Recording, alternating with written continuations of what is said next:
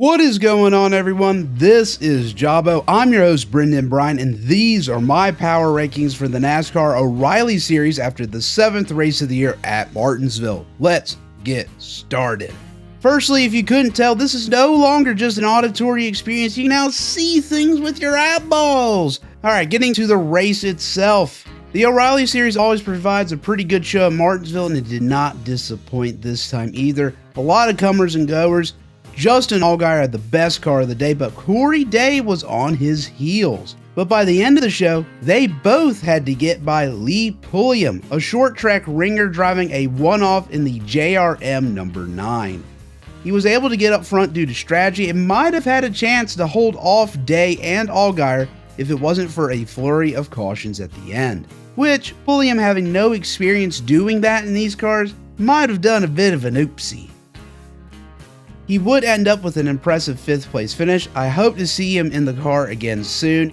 Allgaier would be the one winning the race in the end, while Corey Day outdueled Sammy Smith for a career best 2nd place finish. This is Allgaier's 3rd win in the last 4 races, which, needless to say, leads the series. Also, a shout out to Myatt Snyder bringing the number 30 Barrett Cope Racing automobile home with a 19th place finish, which is tied for their best result of the season. Alright, now let's get to the rankings. Not a ton of movement there, and I think that'll be a trend as the season continues as drivers are starting to fall into place.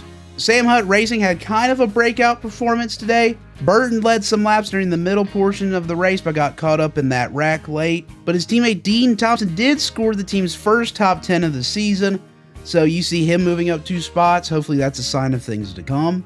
But your biggest loser of the week, as you can see, is Sam Mayer, driving the 41 car for Haas. He loses 3 spots in the rankings, and I mean, it's not like he doesn't have the talent or the speed, he just can't finish these races off. A lot of bad luck to start this season, and I mean, it's somewhat out of his hands, somewhat in his hands, but you see him sliding down the rankings. If he does this again, don't be shocked if he continues to fall.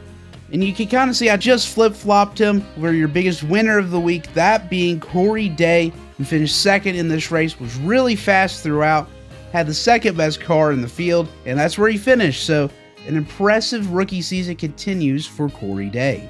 Well, there you have it, everyone. Thank you so much for listening to my weekly NASCAR O'Reilly Series Power Rankings on Jabo. I've been your host, Brendan Bryan. I will see you all next week after Rockingham.